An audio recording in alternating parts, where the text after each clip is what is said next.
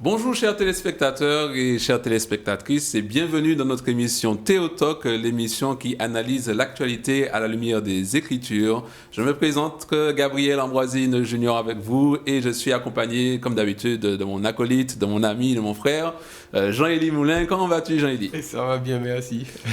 tu as oublié tes mois de mariage. Bon, les gens n'ont pas nécessairement besoin de savoir tout ça. Voilà.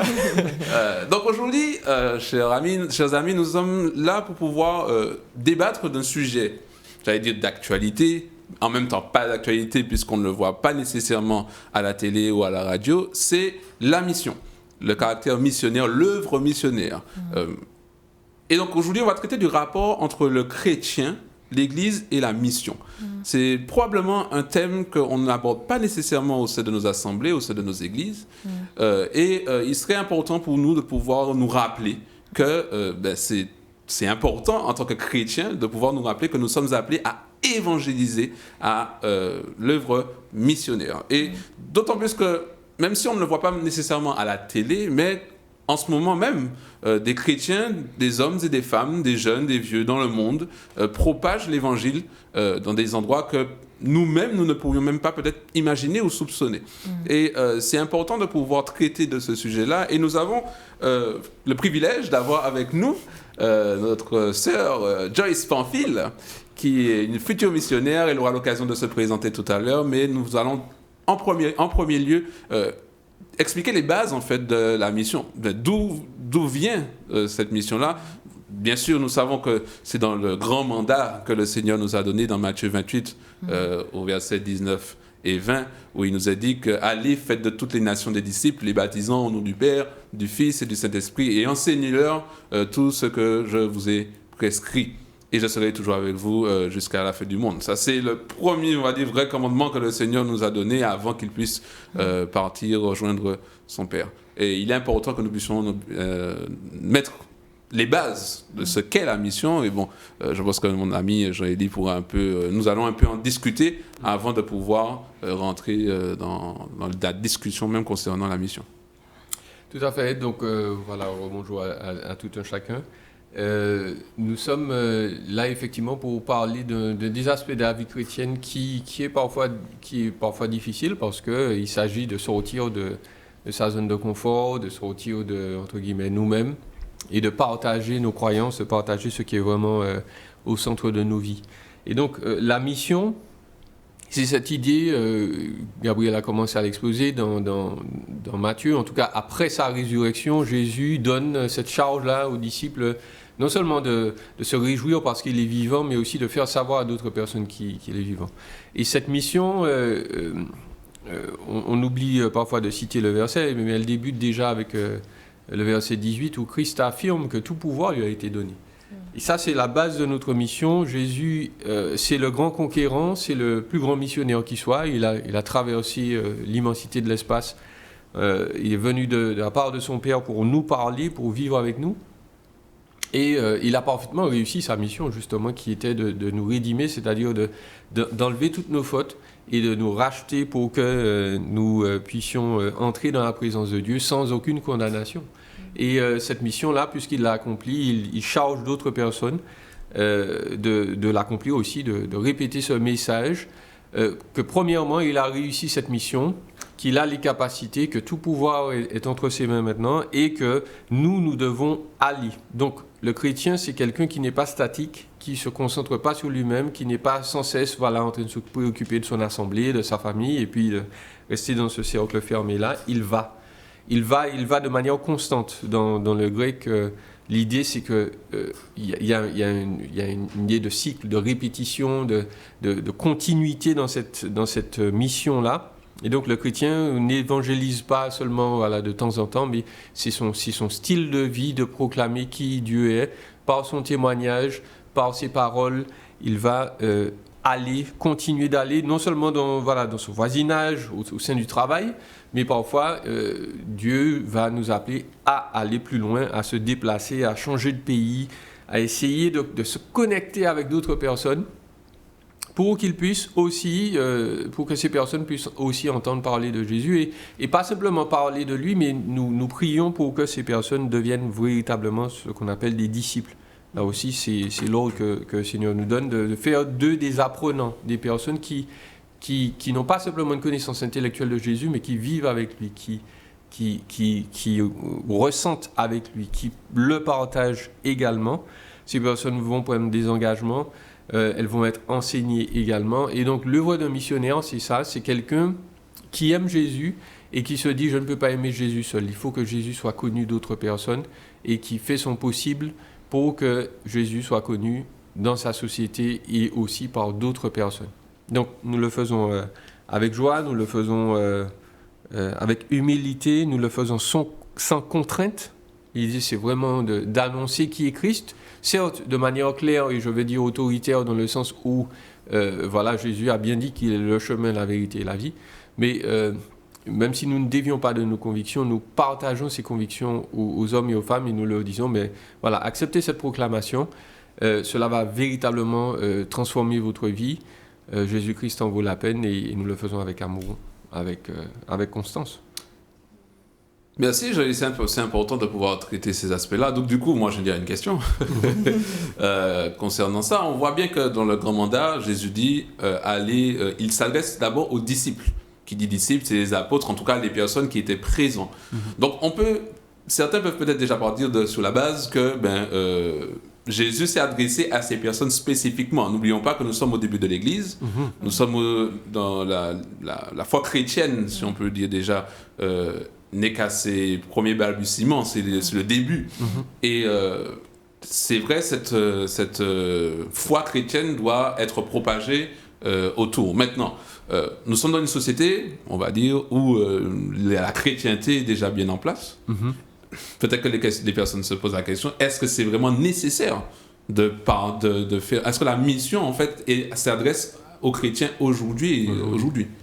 Alors, déjà, on peut remarquer que les chrétiens du 1er siècle ont saisi du vivant des apôtres déjà, ils ont saisi cette mission comme quelque chose de fondamental. Les apôtres ont fait un certain travail, c'est évident, mais disons que 200 ou 300 ans après, statistiquement, à peu près un quart de l'Empire romain était chrétien. Ce n'est pas les apôtres qui ont fait ça, enfin, en tout cas pas de manière directe. Ce sont les chrétiens qui, une fois encore, lorsqu'ils ont entendu et compris qui Jésus était, ils n'ont pas pu le garder pour eux-mêmes et ils sont partis eux-mêmes annoncer à leurs voisins, à leurs amis qui était Christ. Et certains avaient la bougeotte, ils n'ont pas même voulu rester chez eux, là, ils sont partis ailleurs pour le faire.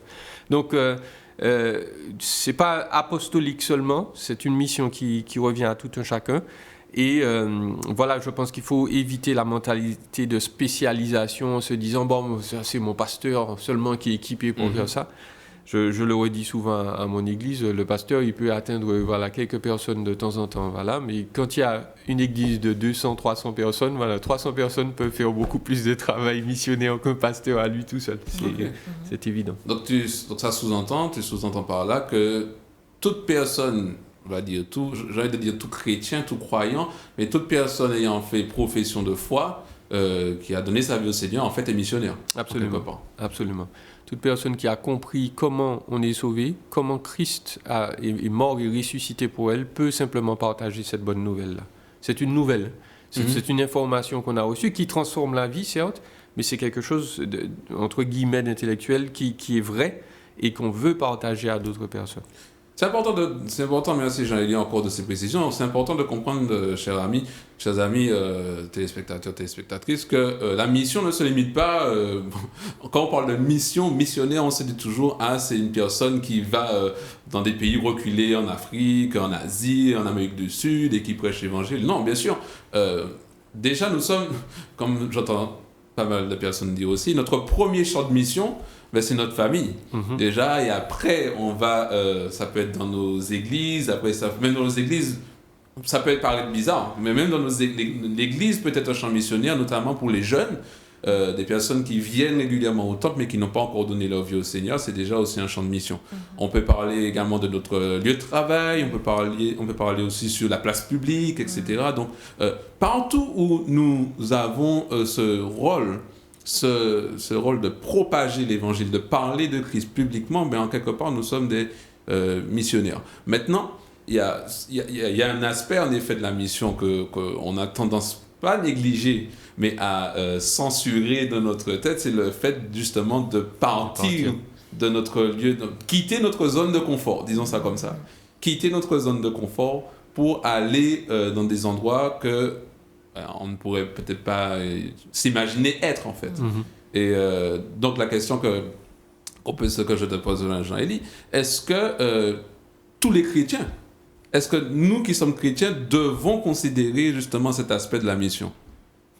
Alors, déjà, je vais t'appuyer et dire que même si nous vivons dans un monde, dans le monde occidental qui est qualifié de chrétien aujourd'hui, et je ne veux offenser personne, mais beaucoup de personnes portent le nom de chrétien sans savoir véritablement qu'est-ce que cela implique. Si vous parlez à des musulmans aujourd'hui, ils vont vous dire, si vous êtes américain, vous êtes chrétien. Ou si vous êtes français, vous êtes chrétien. Parce qu'ils ont une définition du chrétien qui est peut-être historique pour eux et qui n'a rien à voir avec ce que dit l'Écriture finalement. Donc oui, on a encore du job à faire, qu'on soit en Martinique ou ailleurs. Il y a des personnes qui se disent chrétiens ou chrétiennes et qui ne le sont pas vraiment. Ça, c'est la première chose. Est-ce que nous sommes tous appelés à partir? Non. Il faut le dire très clairement. La plupart d'entre nous n'ont pas l'outillage, n'ont pas l'appel simplement, mais ils n'ont pas l'outillage pour partir, s'adapter à une autre culture et de manière durable, en tout cas, s'installer dans un pays et vivre et apprendre une nouvelle langue dans certains cas. C'est quelque chose qui n'est pas du ressort de tout le monde, ce n'est pas un appel que Dieu donne à tous. Maintenant, il ne faut pas commencer par se dire, d'ailleurs, voilà, comme ce n'est pas réservé à tous, je sais que ça ne m'est pas réservé à moi. Parce que la plupart des missionnaires, même s'ils avaient cet appel-là ou cette envie de partir, au départ, ils ne se sont pas dit, oui, c'est pour moi tout de suite. Ce sont des personnes qui ont dû y réfléchir et qui, plus tard, ont découvert certaines capacités. Donc, pour moi, la disposition du prophète Ésaïe dans l'Ancien Testament, lorsque Dieu lui apparaît dans Ésaïe 6, et dans toute sa gloire, dans toute sa puissance, et qu'Ésaïe réalise qu'il est un homme pécheur qui devrait mourir normalement et qui a reçu la grâce de Dieu. Lorsque Dieu lui dit, écoute, j'ai une mission à accomplir, qui est-ce que je vais envoyer? Comme par hasard, Jésus est là, il se dit, qui est-ce que je vais envoyer? Ésaïe est la première chose qu'il dit, je suis là, envoie-moi. Et c'est cette mentalité-là pour moi qu'il faut chercher à avoir, même si Dieu ne nous envoie pas très loin. Il peut nous envoyer juste dans notre quartier, mais au moins le chrétien doit se dire, moi je suis là, envoie-moi. Très bien. Alors, oui Seigneur, envoie-moi. Alors tu as pris l'exemple d'Ésaïe, je vais rebondir là-dessus, parce que avant que Dieu l'appelle et l'envoie dans cette mission qu'il lui a confiée de prophétiser sur Israël, il a eu une expérience avec Dieu. D'où l'importance pour nous chrétiens de la conversion. Lorsque nous sommes envoyés en mission, Dieu nous envoie pour partager quelque chose qu'on a reçu. Si vous n'avez pas reçu quelque chose de la part de Dieu, comment pouvez-vous vous prétendre être missionnaire, être évangéliste, pour partager ce que Dieu est supposé vous avoir donné? Et c'est pourquoi il est important de souligner il est primordial, si je peux dire impératif, qu'un missionnaire ait expérimenté quelque chose de spécial avec Christ, et notamment la conversion. Quelqu'un qui n'est pas chrétien ne peut pas être missionnaire. Quelqu'un qui n'a pas compris réellement ce qu'est l'évangile ne peut pas être missionnaire, je suis désolé. Quelqu'un qui... alors, en parlant de ça, la question qu'on peut se poser aussi, quelles sont les qualités, quels sont les prérequis, j'ai envie de dire, pour être missionnaire? Pour faire de la mission. Pas nécessairement, j'ai envie de dire...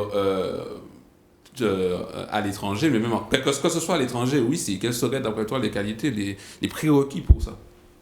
Alors, ils sont très simples, effectivement. Nous revenons sur ce point parce qu'il est fondamental pour nous. L'évangile, ce n'est pas un style de vie, ce n'est pas un style de musique, c'est une nouvelle, c'est une proclamation. C'est une proclamation de quelque chose que Dieu a fait.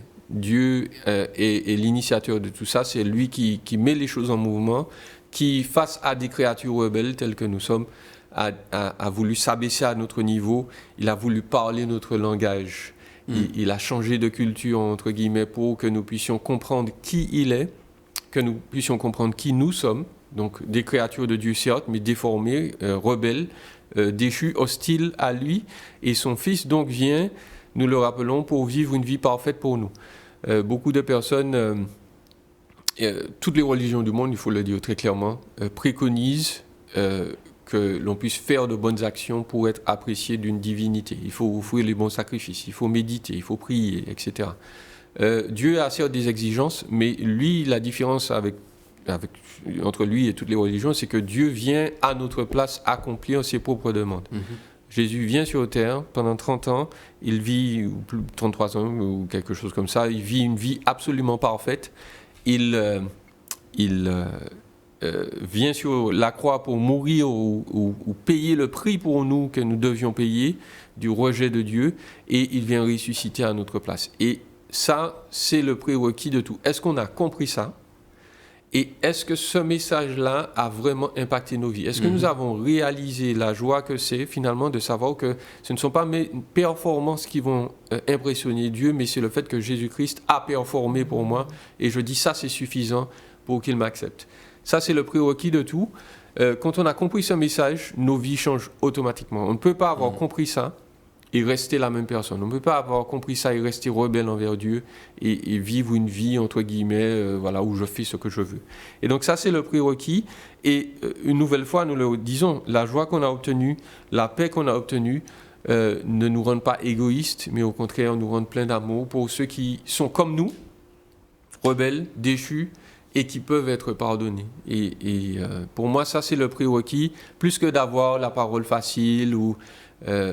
notre amour pour Christ et l'amour qu'il a pour nous doivent suffisamment nous impacter pour pouvoir dire aux autres, écoute, ça, tu peux le recevoir aussi. Et pour surenchérir sur ce que tu dis, en d'autres termes, pour utiliser des termes qui sont plus peut-être simples, ben en fait, une des prérequis, ce serait l'amour pour les âmes perdues. Le chrétien se doit, et c'est vrai, peut-être que certains d'entre vous ne le ressentent pas nécessairement en eux-mêmes, mais une des choses importantes dans la vie chrétienne, c'est l'amour pour les âmes perdues. La personne qui évangélise, la personne qui fait de la mission, le fait par amour pour les autres. Parce qu'il a reçu quelque chose et il sait que cette nouvelle de la venue de Christ, de tout ce que Jean-Élie a pu expliquer, a impacté nos vies, ben on veut le faire aussi pour les autres. Et Jésus, bien sûr, lorsqu'on lit, on analyse les évangiles, on comprend bien que Jésus lui-même nous l'a dit, n'aimez pas juste en parole. En fait, c'est Jacques qui dit ça, que n'aimez pas seulement en parole, mais aussi en action. Et l'amour que nous avons reçu de Christ se manifeste autour de nous. D'ailleurs, Paul, dans ses lettres, félicite régulièrement ses lecteurs en leur disant en bénissant Dieu de ce que l'évangile qu'ils aient reçu n'est pas resté sans action. D'ailleurs, Jacques le dit aussi, que la foi sans les œuvres est morte. Qu'il est important aussi de pouvoir manifester donc, ce qu'on a reçu intérieurement de manière extérieure. Et la mission, l'une des aspects de la mission aussi, c'est ça. On prêche l'évangile, oui, mais il est important aussi que cet évangile que nous prêchons, nous puissions le mettre en action, nous puissions le mettre en action à travers ce que nous faisons autour de nous. Bien sûr, on le fait déjà de point de vue local, mais nous pouvons et désirons aussi le faire au-delà des frontières. Absolument. Et c'est un challenge, parce que vous comprenez bien que Paul, les apôtres, les disciples après eux, pour eux c'était un challenge de sortir de là où ils étaient, de leur zone de confort, pour aller dans des endroits où ils n'auraient jamais pu soupçonner que... Enfin, tout ça pourquoi? Pas pour eux-mêmes, mais pour les autres. Et ça, c'est important de pouvoir le souligner. Alors, on va avancer dans notre émission. Rassurez-vous, chers téléspectateurs, je n'ai pas oublié notre intervenante. Donc, nous avons le plaisir d'avoir avec nous Joyce Pamphile, donc, qui est une future missionnaire pour l'organisation SIM. Donc, nous allons en parler tout à l'heure rapidement. Mais, donc, bienvenue à toi. Merci, Joyce. merci beaucoup. Et donc, première question, c'est... nous avons fait, avant de te poser la question, toujours rappeler que donc Joyce est une Martiniquaise pure souche, ça c'est important de le dire. Oui, c'est bien. Martiniquaise de chez nous, elle a grandi en Martinique et elle s'est convertie, baptisée. Et comme je l'ai dit, bien sûr en cours d'émission, il est nécessaire d'avoir fait une expérience avec Christ. Et nous aurions aimé savoir justement deux choses. Premièrement, comment tu as rencontré le Seigneur. Et la deuxième chose, qu'est-ce qui t'a poussé vers la direction, vers la mission? Alors, merci déjà de me recevoir, de me donner l'opportunité de pouvoir partager autour de ce thème-là qui me tient particulièrement à cœur. Alors, comme Gabriel a dit, je suis née en Martinique, j'ai grandi en Martinique. Et c'est là que je suis un peu l'expression née sur les bancs de l'église, c'est exactement ça. Donc je n'ai connu que ça dans mon enfance, la parole de Dieu, les chansons, les temps à l'école du mercredi. C'est des choses qui étaient précieuses pour moi et qui ont vraiment formé ce que je suis. Donc c'est très jeune que j'ai décidé de donner ma vie à Christ de façon très naturelle parce que pour moi, l'existence de Dieu, son amour pour moi et son sacrifice à la croix était juste magnifique et avec mon cœur d'enfant, je voulais l'accepter comme mon sauveur et le suivre. Mais bien évidemment, entre 6 ans et 15 ans, les choses sont différentes. Et en grandissant, en fait, je suis devenue une enfant qui avait peur des gens, de leur regard, qui recherchait vraiment juste leur approbation. Et j'avais, je pense aussi, une forme de crainte de Dieu, mais qui n'était pas celle dont on parle dans la Bible. J'essayais de tout faire bien, de lire ma Bible, de prier tous les jours. Mais bien évidemment, comme vous le savez, ça ne dépend pas de nous. Notre nature est profondément mauvaise.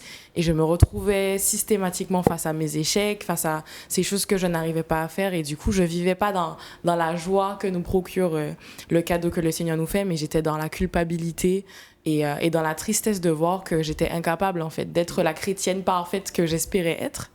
Mais j'ai continué un peu comme ça avec ce masque jusqu'à ce que le Seigneur m'arrête et qu'il me montre que ce que je faisais, mon engagement dans l'église, tout ce que je disais, était peut-être pas forcément que pour lui. Et il m'a permis de me rendre compte que non, toute ma vie, tout ce qu'il m'a donné, c'est pour lui, pour sa gloire, et que je devais être sincère et être vrai vis-à-vis de lui, mais aussi pour les autres, pour vraiment briller et incarner en fait ce qu'il est capable de faire dans une vie. Et c'est à mes 15 ans que j'ai pris la décision de me baptiser, de me faire baptiser, de témoigner publiquement que oui, je suis pas parfaite, je suis une pécheresse profondément mauvaise et seule je ne peux rien faire, mais en Christ et par sa grâce, je suis sauvée et j'ai l'assurance qu'il m'appelle à grandir, à le servir et à témoigner de son amour et de ce qu'il est capable de faire dans ma vie. Et c'est ce qui m'a amenée à continuer à avancer malgré mes faiblesses, malgré tout ce que je n'arrive toujours pas à faire. Et je crois que le Seigneur m'a, tout au long de ces années-là, depuis toute petite, j'avais vraiment ce désir de devenir missionnaire. C'est quelque chose qui m'a touchée quand j'avais à peu près 5 ans, en écoutant des histoires missionnaires à l'église qui étaient faites pour les enfants pendant le camp des vacances qui était juste pour nous. Et ces histoires m'ont touchée, elles m'ont vraiment touchée, elles m'ont marquée. Et à travers tout ce que j'ai vécu, ça m'a jamais quittée. Je me suis toujours dit, Seigneur, j'ai envie de te consacrer ma vie en tant que missionnaire. Mais le Seigneur savait qu'il avait des choses à m'apprendre, qu'il devait me transformer, me façonner. Et il y a quelques mois, donc, j'ai choisi de prendre cette décision qui était ferme, après avoir vécu aussi une expérience missionnaire en Afrique de l'Ouest. Il y a des choses le Seigneur m'a montré que oui, j'étais capable, pas parce que j'étais une personne plus que les autres, mais parce que lui m'appelait et que lui allait m'équiper. Et c'est ce qui a beaucoup changé en fait aujourd'hui. Je souhaite m'engager, je souhaite partir là où le Seigneur m'envoie, particulièrement pour les enfants, mais parce que je sais que c'est lui qui me guide, c'est lui qui va m'envoyer et c'est lui qui va agir à travers moi et pas autrement. Et c'est ce dont j'ai envie de témoigner, même avant mon départ et tout au long de mes projets. Le Seigneur nous appelle, le Seigneur nous équipe et c'est lui qui doit être glorifié à travers tout ce qu'on fait. Ok, très bien. Amen. C'est très encourageant, très édifiant. Alors moi, je suis un peu curieux. Tu as dit qu'il y a une expérience que tu as vécue en Afrique de l'Ouest qui t'a poussé, donc qui t'a convaincu de partir donc vers cette direction. C'est quoi comme expérience? C'est-à-dire, quelle est cette expérience si tu veux nous le partager? Oui, alors en 2018, moi je fais partie maintenant d'une église qui s'appelle le BTM à Toulouse. C'est une église qui est vraiment, qui a à cœur la mission et qui, du coup, c'était vraiment un privilège pour moi de rejoindre cette église en arrivant en France, de pouvoir être dans un lieu où, en fait, les missionnaires, leur action, tout ce qu'ils font au quotidien, on l'entend, on le voit. Et on a eu cette opportunité de partir en famille, mais aussi avec l'église, dans un groupe de 40 personnes, avec une autre église de Paris. Et c'était une expérience de 10 jours, donc dans un village, avec un missionnaire qui était déjà sur place depuis déjà plusieurs années. Et c'est là que c'était ma première expérience missionnaire. Donc c'était quelque chose que j'attendais, parce que je me suis toujours dit, Seigneur, tant que j'aurais pas vu, peut-être que j'imagine des choses, mais que c'est pas du tout ça. Et le Seigneur m'a vraiment touchée à travers tout ce qu'on a vu, les échanges qu'on a pu avoir avec les enfants, les femmes, les hommes, de voir la façon dont ils vivaient leur foi, avec le peu qu'ils avaient, la dignité et aussi l'humilité qu'ils avaient dans leur service. Et avec tout ce qu'on a fait, je me suis rendu compte que pendant des années, j'ai attendu d'avoir quelque chose d'être mieux, d'avoir un signe plus précis. Mais en fait, non, la moisson est grande, il y a peu d'ouvriers. Et c'est vraiment ce voyage pendant ces quelques jours. Le Seigneur m'a montré que s'il y avait des besoins quelque part et qu'il décidait de m'envoyer, je pouvais être utile aussi là-bas. Et ce voyage m'a vraiment encouragée à recommencer à prier, à continuer à prier et à attendre tout simplement d'avoir le bon moment pour partir. Mais ça continue à juste simplement appuyer quelque chose qui était déjà dans mon cœur. Très bien. Super. Donc du coup, nous t'avons fait venir dans notre émission pour parler de la mission parce que aussi, donc, comme tu l'as dit, tu as ce désir pour la mission et donc tu prévois de partir en tant que missionnaire en Afrique. Et tu vas le faire avec... tu vas être envoyé par une organisation qu'on appelle SIM. D'accord? SIM, S-I-M. Est-ce que tu peux nous dire quelques mots qu'est-ce que ça signifie, SIM? Et un peu, en gros, qui sont-ils? Alors, l'organisme SIM, c'est une organisation missionnaire internationale qui a du coup une antenne en France avec laquelle je travaille, donc SIM France Belgique. Ils existent depuis vraiment très longtemps, ils ont des missionnaires partout dans le monde et leur objectif, c'est simplement d'annoncer l'évangile à toutes les personnes qui n'auraient pas eu accès à cet évangile-là avec amour, comme on en parlait un peu plus tôt. C'était important pour moi et indispensable de pouvoir être entouré et accompagné par un organisme qui est déjà sur place avec plein de missionnaires différents et qui pourrait vraiment m'encadrer. C'est une dimension qui est extrêmement importante parce que mener une mission, c'est pas quelque chose qu'on fait seul. Bien sûr, je suis envoyée par mon église à Toulouse. Bien sûr, je suis soutenue par des frères et sœurs un peu partout dans le monde. Mais avoir cette organisation qui m'encadre dès maintenant, avec laquelle je peux travailler sur le projet, sur ce que je vais faire et qui va aussi me soutenir tout au long du projet, c'est extrêmement important. Donc c'était une chose qui me tenait particulièrement à cœur. Ok. Et SIM, ça veut dire quoi? SIM. J'ai oublié. Société internationale missionnaire. Ah, exactement. Désolé. J'avais perdu M. Alors, écoutez, ce qu'on va faire, on va regarder une vidéo justement de la SIM, donc qui nous présente un peu ce qu'est la SIM et nous allons revenir ensuite pour pouvoir continuer notre discussion autour de ce thème, donc du chrétien et de la mission. Le monde est composé de 17 000 communautés, dont 7 000 qui, aujourd'hui encore, vivent et meurent sans jamais avoir entendu parler de l'amour de Dieu. La mission a pour but de partager cet amour jusqu'aux extrémités de la terre et reste plus que jamais d'actualité. SIM est une mission composée de 4 000 ouvriers passionnés par ces communautés sans espérance et qui travaillent dans ce but-là. Manifester la bonne nouvelle de Jésus-Christ en utilisant tous les moyens disponibles. Ce que vous faites crie plus fort que ce que vous dites. Les gens ont déjà entendu beaucoup de théories, mais ils veulent voir maintenant la pratique. La foi sans les œuvres est une foi morte. Donc nous devons maintenant, de façon concrète, prouver l'amour de Dieu en Jésus-Christ pour tout le monde. Nous devons leur prouver l'amour. Ils ont besoin de naître de nouveau, ils ont besoin de connaître Jésus-Christ dans leur vie. Toute personne en fait qui a accepté Jésus-Christ est appelée à partager la bonne nouvelle. Les projets pour manifester l'amour de Dieu en action se multiplient à travers le monde. Dans chacun d'eux, nous cherchons à atteindre le même objectif. Annoncer la bonne nouvelle de Jésus en répondant aux besoins et en équipant l'église locale. Pour cela, Sim s'adapte jour après jour aux évolutions culturelles et géopolitiques de chaque endroit, avec des approches créatives en particulier face à la persécution et par des ministères variés. Et c'est notre objectif premier, soigner en témoignant du Seigneur.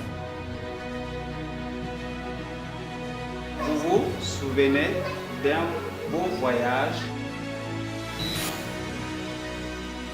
Et c'est des occasions extraordinaires d'annoncer l'Évangile.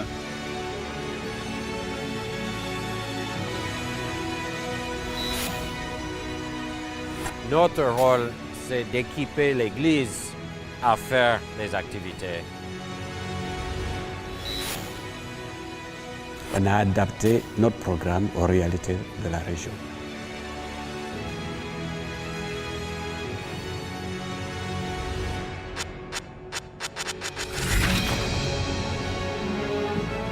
Nous accomplissons ainsi notre raison d'être.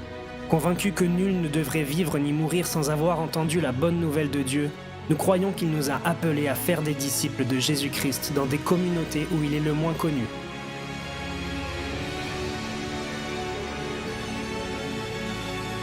Pour poursuivre et achever cette œuvre, Dieu appelle chacun de ses enfants d'une manière spéciale. Allez, donnez, priez, partagez. Comment y répondras-tu ?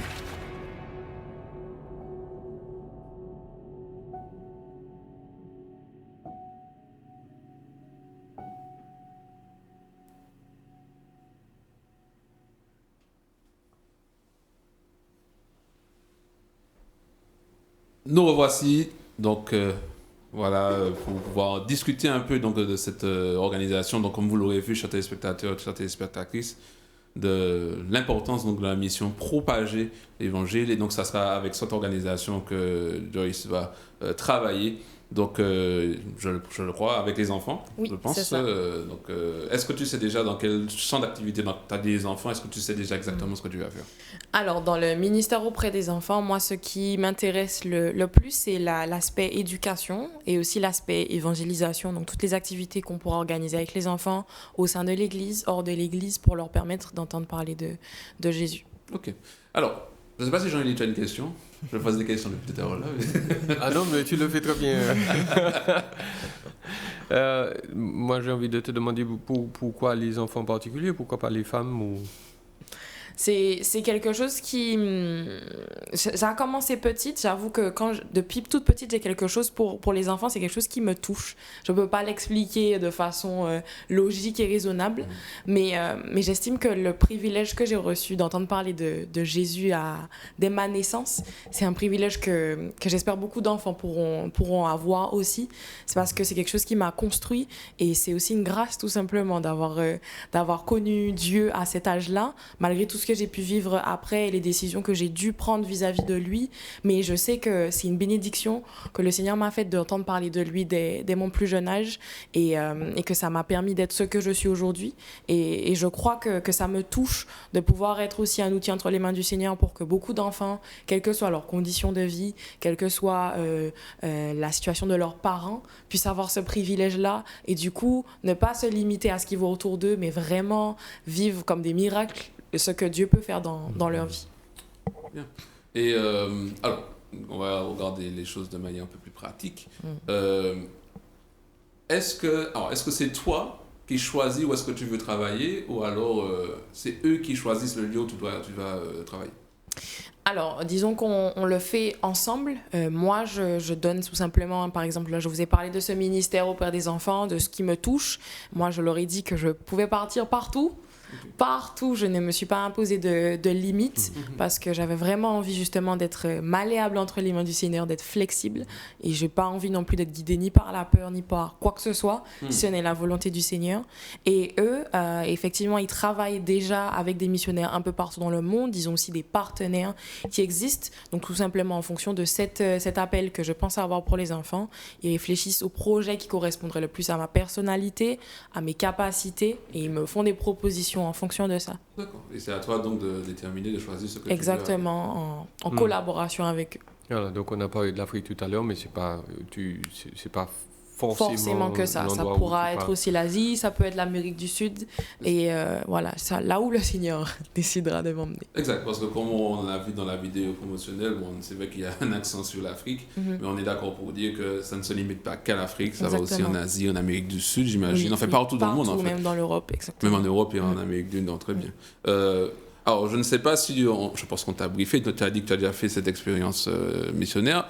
Quels sont les risques encourus, en fait ? Est-ce que tu sais à quoi t'attendre ? Est-ce que tu as une idée, en fait, des dangers que tu risques de rencontrer ? Alors, c'est une question qui est importante à se poser, parce qu'il faut savoir si on est prêt ou pas à assumer ou à se confronter à ces risques-là. Dépendamment... Je pose la question. Je suis prête. Dépendamment des régions, dépendamment aussi des villages, même dans un même pays, les réalités ne sont pas forcément les mêmes. Il y a des risques qui sont bien évidemment en termes de sécurité. On peut bien sûr être atteint physiquement. Ça peut être pour des raisons simplement d'instabilité politique. Ça peut être aussi, en termes physiques, ça peut être des problèmes de santé, parce qu'être dans un autre pays, ça expose aussi à ce genre de risques, notre alimentation, notre cadre. Donc ça peut être des risques de santé qui peuvent être graves, pas forcément gérables de la même façon que si on est dans un pays occidental. Donc il y a ces risques-là auxquels il faut penser. Il y a des risques, bien évidemment, parce que dans la plupart des régions, l'évangile est peu connu, mais aussi parfois est souvent rejeté.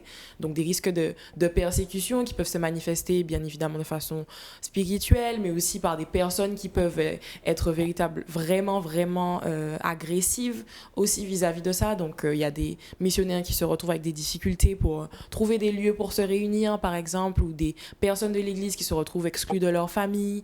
Donc c'est aussi des choses qu'il faut gérer. Après, il y a aussi le risque tout simplement qui est lié à l'isolement. Psychologiquement, c'est aussi une charge qu'il faut savoir gérer. La fatigue du quotidien, des missions qu'il faut assumer. Donc il y a tous ces risques-là qu'on peut rencontrer, et bien d'autres que je ne peux peut-être même pas soupçonner. Mais bien évidemment, ce n'est pas sans risque. Tout à fait. Et on comprend bien l'inquiétude de chacun, puisque je pense que pas mal d'entre nous, peut-être certains qui nous regardent, ont déjà eu envie de partir, mais qui bien sûr sont freinés par les risques, les dangers, ou alors d'autres personnes. Alors je sais pas, j'ai envie de te dire, peut-être que toi aussi tu as vécu cela. Est-ce que tu n'as pas été par moments, je dirais, influencé par certaines personnes qui t'ont dit non, on n'y va pas, ça serait pas ça, je sais pas, est-ce que tu as déjà été confronté à ça? J'ai été confrontée, bien évidemment, aux inquiétudes des gens, par les destinations que j'évoquais, et par les difficultés que peut représenter le fait d'être une femme aussi, une jeune femme missionnaire à l'étranger, au loin, etc. Et j'avoue que je n'ai jamais été vraiment influencée par ça, tout simplement parce que c'est quelque chose que le Seigneur a mis dans mon cœur depuis des années, qu'il a travaillé, que je n'ai pas pris cette décision du jour au lendemain. J'ai prié pour ça, j'ai prié pour que le Seigneur m'envoie, et j'ai prié pour qu'il me donne une confiance entière et pleine dans ce qu'il va faire. Je crois que le Seigneur ne va pas m'envoyer dans un lieu tout simplement pour que je me fasse tuer ou qu'il m'arrive quelque chose. Bien évidemment, il y a des risques et je ne veux pas les réduire à zéro, mais je refuse de laisser ces possibilités m'empêcher de faire ce que le Seigneur me demande de faire, sachant qu'il y a des gens qui meurent encore aujourd'hui sans avoir entendu parler de Christ. Donc, est-ce qu'un risque est suffisant pour dire non, je n'y vais pas? Non, je ne crois pas, et j'encourage tout un chacun aussi à remettre, si vous avez des craintes, à les remettre au Seigneur. Il nous connaît chacun, et je crois aussi qu'il nous apaise tout simplement face à ces choses-là. Ouais. D'autant plus que nous pensons au risque que les missionnaires encourent, mais il ne faut pas se leurrer, vu les temps dans lesquels nous vivons. Nos sociétés occidentales commencent à devenir, comme me disait un pasteur, post-chrétiennes. Et au fur et à mesure, il y a de plus en plus de pression sur les chrétiens pour qu'ils se taisent. Et il ne faut pas s'imaginer donc parce qu'on vit là tranquillement dans nos milieux, justement, si l'évangile n'est pas annoncé et si les gens ne se convertissent pas, notre société ne va pas être impactée et donc les lois qu'on va mettre en place seront de plus en plus oppressantes. Et dû à la très fâcheuse habitude quand son église veut rester tranquillement quelque part, de placer de la persécution et puis de les faire partir. Donc, faisons bien attention à cette mentalité de « faut pas prendre de risques », faut pas trop s'impliquer, faut pas faire trop de vagues, parce qu'à un moment, le Seigneur nous rappelle que son Fils, il n'est pas venu pour ne pas faire de vagues, hein, il est venu justement mourir et se sacrifier pour nous, et si on n'est pas prêt à faire la même chose, Christ le dit bien, on n'est pas digne de lui. Donc cette mentalité-là, il faut que ça disparaisse de nos milieux, parce que voilà, Jésus, il n'est pas venu simplement parler, il est venu mourir. J'espère que parmi ceux qui nous regardent, il y en a qui désirent et qui ont peur. Mais comme Joyce a si bien dit, on n'a pas à avoir peur. Et c'est vrai, ça m'a rappelé un passage. On peut prendre l'exemple de Paul. Je vais juste lire un passage dans Acte 20, verset 22, où Paul, grand témoignage, grand témoignage, où il disait que maintenant, voici, lié par l'Esprit, je vais à Jérusalem ne sachant pas ce qui m'arrivera. Seulement de ville en ville, l'Esprit Saint m'avertit que des liens et des tribulations m'attendent. Mais, verset 24, et c'est ce que je pense que tout missionnaire, je crois, retient, mais je ne fais pour moi-même aucun cas de ma vie comme si elle m'était précieuse, pourvu que j'accomplisse ma course avec joie et le ministère que j'ai reçu du Seigneur Jésus d'annoncer la bonne nouvelle de la grâce de Dieu. Et ça, je pense que c'est pas que pour les missionnaires, mais je pense que c'est pour chacun d'entre nous, des fois, de faire cas de nos vies, pourvu que nous puissions accomplir le ministère que Dieu nous a confié. Vraiment, nous devons, peut-être que pour certains d'entre vous, chers téléspectateurs ou chères téléspectatrices, jeunes et vieux, Dieu vous appelle peut-être à ce ministère, à aller pour proclamer l'évangile. Et vous avez peut-être des doutes, des craintes, ou alors vous ne savez peut-être pas où vous tourner. Vous avez déjà une option, donc c'est la CIM que, on va dire, Joyce représente indirectement. Mais si vous désirez vous impliquer dans cette œuvre de l'Église, ça fait partie aussi de l'œuvre de l'Église, vous pouvez éventuellement vous rapprocher donc de la CIM. Alors, une question tout en pratique, puisqu'on arrive déjà presque à la fin de notre émission, mais tout aussi pratique, combien ça coûte?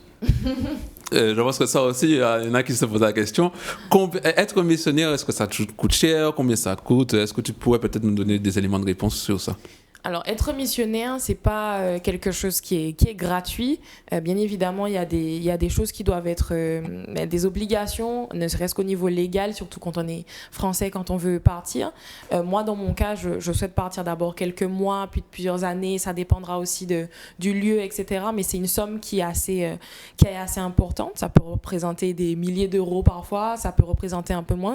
Dans mon cas, c'est quelques milliers d'euros qui me permettront tout simplement de vivre. C'est pas l'argent n'est pas utilisé pour que je puisse faire mon shopping. Acheter un jet privé, voilà, une voiture. Ouais. Toutes les personnes qui ont choisi de s'engager à mes côtés pour m'aider, me soutenir financièrement, vont me permettre de vivre tout simplement sur place. Il ne faut pas oublier que les missionnaires sont des êtres humains comme nous. Certains ont des familles et être un missionnaire ne veut pas dire qu'on doit vivre comme des...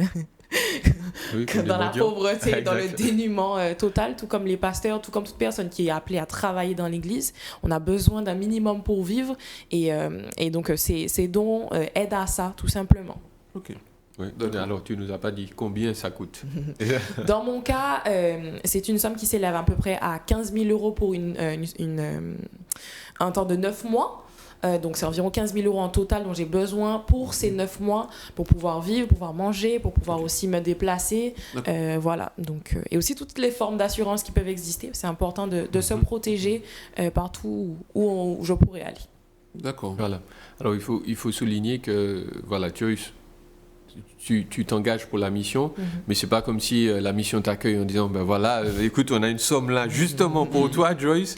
En tout cas, la CIM ne fonctionne pas comme ça. Elle demande à ses missionnaires de subvenir à leurs besoins directement. Donc c'est pour ça que nous parlons du coût, parce que voilà, les missions aujourd'hui, hélas, il n'y a pas beaucoup de chrétiens riches qui sont en train de distribuer de l'argent pour les missionnaires. Donc, il faut être comme ça. une époque, c'était comme ça. C'était ça. C'était vraiment ça. Il y avait des mécènes. On en rigole, c'est vrai que, mais avant, même 19e, 18e siècle, il y avait des missions qui finançaient tout de A à Z pour envoyer des pasteurs, des personnes missionnaires. Maintenant, il faut le comprendre, la société a complètement changé. Et c'est vraiment difficile financièrement de pouvoir... c'est difficile pour des missionnaires de pouvoir... travailler aux frais de la mission.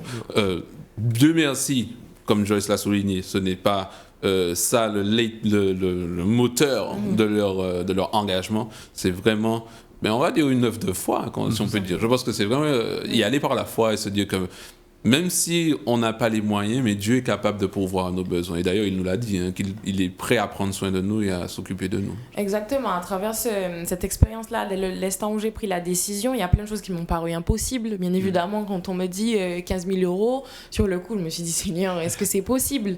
Mais ça aussi, c'est une expérience extraordinaire parce qu'encore une fois, ça ne vient pas de moi, mais le Seigneur aussi, il pourvoit. Il pourvoit parce qu'il appelle et c'est lui qui est au contrôle de toutes choses. Et je crois aussi que c'est une opportunité pour chacun dans l'Église de s'engager et de participer. Comme je l'ai répété, la mission ne peut pas se mener seule. Il y a des gens qui seront sur le front, mais il faut des gens en arrière pour pouvoir supporter, pour pouvoir soutenir dans la prière. Bien évidemment, toutes les prières sont précieuses, mais il y a des besoins qui sont concrets. Et si vous vous posez la question de savoir comment je peux, moi, participer à ça, peut-être que vous ne serez pas appelé à partir, mais peut-être qu'on aura besoin de vous. Moi, j'ai toujours besoin de personnes qui le feront et d'autres missionnaires aussi, des personnes qui sont prêtes à s'engager régulièrement, à soutenir de façon financière aux moyens que vous avez.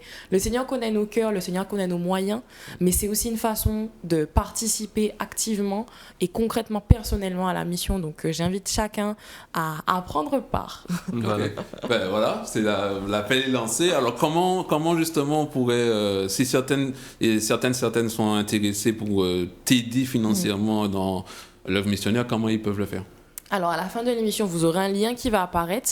C'est un lien qui va vous rediriger vers le site officiel de la CIM avec une page qui est à mon nom, qui me présente, qui présente aussi ce que je vais faire et qui donne des indications précises sur la façon dont vous pouvez aider. Et n'hésitez pas à contacter la CIM si vous voulez avoir plus de précisions, si vous voulez rentrer en contact avec moi directement. C'est grâce à ce lien que vous pourrez le faire. Donc, c'est la façon la plus simple. Alors, justement, rapidement, excuse-moi, je l'ai dit. Est-ce qu'il y a une limite? C'est-à-dire, si on te donne 1 €, est-ce que c'est bon? 2 €, 5 €? Si on te donne 15 000 €, il n'y a pas de limite vers le haut. Si on commence par 1 et après, il n'y a pas de limite. Non, il n'y a pas de limite. Je sais que certaines personnes se sentent gênées parfois de ne pas donner beaucoup, mais je suis convaincue que chaque personne participe d'une façon et que même le peu, le Seigneur le multiplie. Exact. C'est Gandhi qui a appelé ça. Exactement. Alors, je ne serai pas trop long, c'était juste pour dire 2 choses. Premièrement, Joyce c'est l'une des premières missionnaires entre guillemets de la Martinique, parce qu'il faut pas oublier que l'évangile n'est pas arrivé comme ça en Martinique. Il y a des gens qui sont venus nous parler de Christ, et il est plus que temps que nous puissions commencer à parler de Christ à d'autres personnes. Déjà on a ça, la Martinique commence à envoyer du monde, ça c'est bien. Et puis deuxièmement, Joyce a souligné quelque chose d'important, c'est pas forcément la somme qu'on va donner qui est importante aux yeux de Dieu, c'est le fait de s'impliquer. Et Dieu rappelle de toute façon qu'en termes de récompense, c'est ce qui est vraiment formidable avec lui, il dit celui qui aura aidé un prophète en tant que prophète, il recevra une récompense de prophète. Et il veut simplement dire par là que l'œuvre que Joyce fait, tous ceux qui l'ont aidé dans cette œuvre-là, en fait, reçoivent la même récompense. C'est comme s'ils étaient des missionnaires à côté de Joyce pour l'aider. Et ça, c'est vraiment quelque chose d'extraordinaire. Donc oui, on veut inciter tout un chacun à l'aider, à prier pour elle, ça c'est une évidence. Et puis, mais à mettre la main au portefeuille aussi, parce que ça va aider, ça aura des conséquences vraiment éternelles. Et c'est une cause juste. Absolument. Pour le chrétien. Absolument. C'est pas, je pense qu'elle sera, je sais pas si tu es, comment dire ça, redevable entre guillemets des dons qui se sont donnés. C'est-à-dire que est-ce que tu donnes des comptes rendus réguliers de ce que tu fais? Je pense que c'est aussi important que chacun, quand il participe, soit au courant de ce qui se passe. Donc moi, personnellement, j'ai choisi de travailler avec un système de lettres de nouvelles que vous avez aussi la possibilité de vous abonner à ces lettres de nouvelles, d'avoir des comptes rendus de ce qui se fera sur place. Et puis moi, j'essaierai de communiquer avec les églises qui m'ont soutenu aussi, par des vidéos, par des choses différentes, mais d'être le plus transparent pour que vous viviez aussi avec moi ce à quoi vous participez. Peut-être il faut ajouter, c'est important. Donc, on soutient Joyce, mais on n'envoie pas l'argent à Joyce. C'est-à-dire qu'on envoie l'argent à la CIM qui va redistribuer à Joyce. Donc voilà, juste au cas où certains ont des doutes. Et puis il me semble justement que ces activités-là, jusqu'à un certain point, sont même déductibles d'impôts. Possible. Exact. Parce que la CIM, c'est une association 1901. Exact. Donc bon, voilà, c'est pas la raison fondamentale, mais ça fait pencher dans la balance. Nous vivons dans un pays qui nous donne le droit d'aider des causes qui sont d'intérêt entre guillemets général. Donc c'est aussi une chose à considérer. Encore une fois, je précise. Pas besoin d'être pasteur, pas besoin d'être un expert en théologie pour être missionnaire. La première condition, c'est déjà d'avoir expérimenté la grâce de Dieu à travers l'évangile. Et à partir de là, si Dieu vous donne la conviction d'aller dans cette direction, comme pour Joyce, vraiment, je pense que son témoignage vous a encouragé, je pense pour certains, allez-y. Allez-y, bon, les finances, ne vous inquiétez pas, d'autant plus que pour Joyce, elle est en métropole, c'est peut-être plus simple, mais même ici, il y a des solutions. Et Dieu pourvoira. Dieu est vraiment un Dieu qui, quand Dieu vous donne une mission, il dispose toutes choses pour que vous puissiez y aller, et il va le faire. Il faut y aller par la foi, lui faire confiance, et puis ne pas douter, quoi. Très bien. Eh bien, écoute, on te remercie beaucoup pour le partage de ton expérience, c'est génial, et ça nous a vraiment éclairé, déjà nous, mais également, je pense, les téléspectateurs. Et ce que je voulais, en conclusion, donc Jean-Élie va juste te partager quelques mots de conclusion. Il n'y a pas que la CIM, bien sûr. Il y a d'autres œuvres missionnaires. C'est vrai que les plus célèbres sont, comme je l'ai dit, Portes Ouvertes et même J'aime, Jeunesse en Mission. Il y en a qui en parlent aussi. Mais il y en a d'autres. Maintenant, vous pourriez peut-être vous rapprocher de vos églises ou de vos pasteurs qui, je suis sûr, sont en contact avec des contacts ou connaissent des œuvres missionnaires aussi bien francophones qu'anglophones ou hispanophones. Si vous avez un cœur aussi pour les pays hispaniques, il y a des missions pour cela aussi. Et je pense que plus que jamais aujourd'hui, Jean-Élie l'a souligné, si nous voulons impacter positivement notre société ou les sociétés auxquelles nous avons à cœur, ben, il faut déjà prêcher l'évangile. Et je pense que c'est aussi dans cette direction que Dieu nous appelle à ça, Jean-Élie. Donc je laisse le mot de conclusion à Jean-Élie. Merci Gabriel. De rien. Okay. Donc oui, merci à Joyce encore pour cet encouragement et j'espère cette ouverture. J'avais dit d'esprit, mais voilà, cette ouverture de pensée, de prière aussi. La Martinique est belle, certes, mais voilà, précisément, on a un privilège immense, en tout cas nous dans les églises baptistes, peut-être évangéliques en général, voilà, d'avoir cet environnement-là, d'avoir des monitrices qui nous ont parlé de Christ. Bon, il faut se rappeler qu'on est vraiment des privilégiés. La plupart des gens sur Terre ne savent même pas qui est Jésus-Christ ou la connaissance qu'ils en ont n'est que superficielle. Donc, nous voulons rappeler que cette charge-là qui se trouve dans Matthieu 28, versets 18 à 20, c'est pas un conseil, c'est un ordre. Le chrétien n'a pas le choix, il ne peut pas être chrétien et ne pas parler de son Dieu. Mais bien entendu, c'est un ordre qui est motivé non pas simplement par la peur, Joyce l'a bien expliqué, mais surtout par l'amour. Et quand on regarde les gens autour de nous, déjà en Martinique et puis plus loin, qu'on se rend compte qu'ils ne connaissent pas l'amour de Dieu pour eux ou qu'ils ont une image déformée de cela, ça doit nous pousser à y aller. Et Joyce l'a rappelé aussi pendant son intervention, la moisson est abondante. Le Seigneur dit la moisson est abondante. Il n'est pas en train de dire que ce sera simplement difficile. Il dit il y a des âmes à sauver, de nombre innombrable, nous dit l'Apocalypse. Et elles sont là, et il faut des ouvriers pour ça. Jésus lui-même le déploie, et il nous dit, ben voilà, il faut prier le maître de la moisson afin qu'il envoie des ouvriers. Donc il faut prier pour cela. Si vous n'êtes pas encore intéressé par la mission, vous vous dites, c'est vraiment pas pour moi, ben commencez à prier. Commencez à prier pour la Martinique, commencez à prier pour la France, commencez à prier pour d'autres pays qui ne connaissent pas Christ en majorité. Et puis peut-être qu'en priant, vous allez vous rendre compte que Dieu est en train de vous dire, oui, mais pourquoi tu n'y vas pas? Et pour moi, ça, c'est vraiment quelque chose d'important.